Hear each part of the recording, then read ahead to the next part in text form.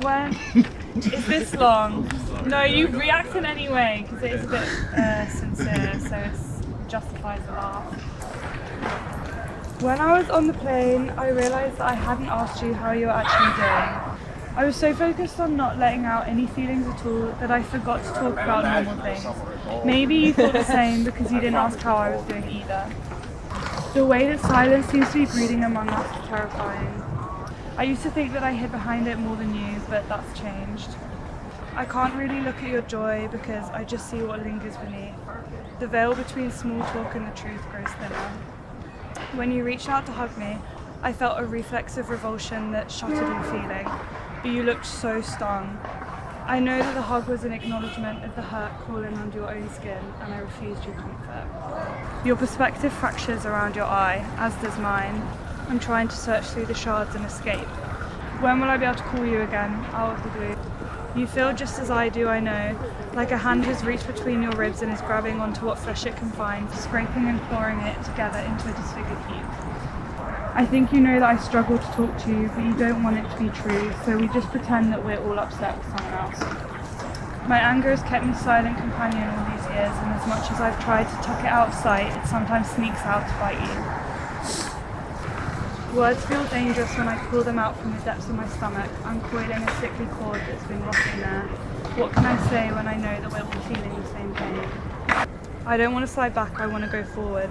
Is there any way that we could listen to each other, wind our way through the corridors of hurt that stretch between all of us?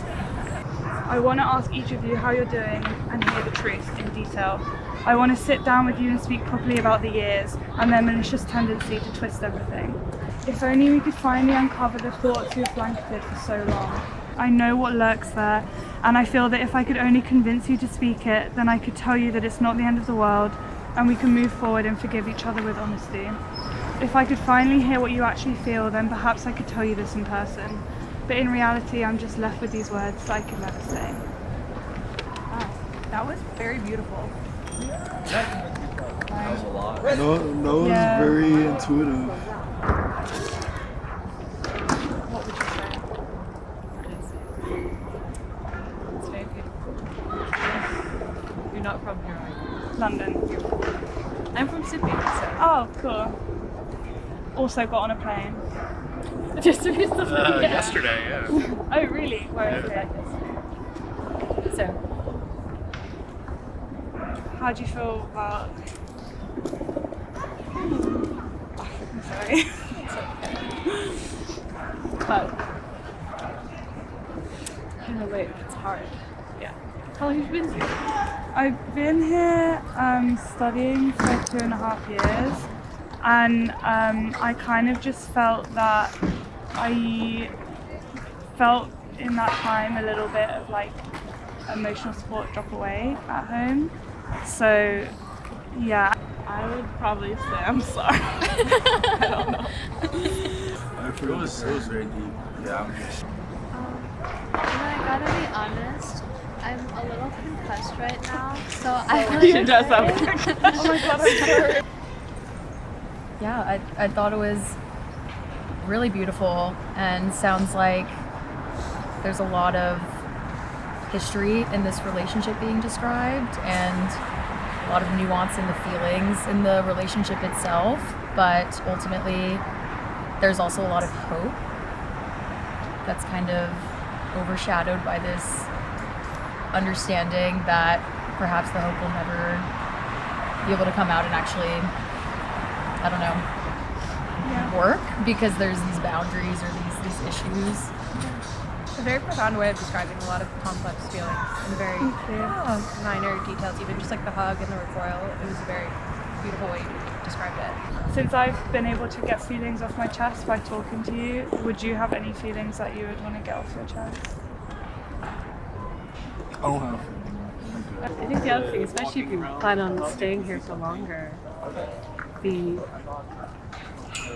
becomes strange also to return home and see how much life goes on without you, especially with people you love. I think maybe 2 years you don't notice it quite as much, but give it like 3, 4, 5, Yeah. 10, it starts to How long have you been here? 5, 6. I was struggling forever, yeah. She said tomato at home. The tomato when I And they got back made home, I fun know of my her. accent started to change. Oh, Yours hasn't yet.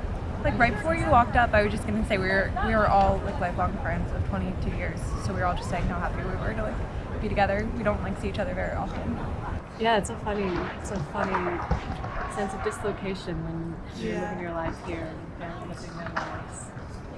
And you have these touch points whenever you see each other, but it's things are moving in parallel. And it's strange to have people who are important to you be living their life without you. And then of course if there's like other things going on under the surface, you don't have those like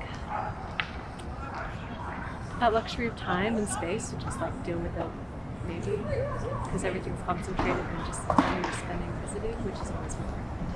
When I visit my folks, it's usually like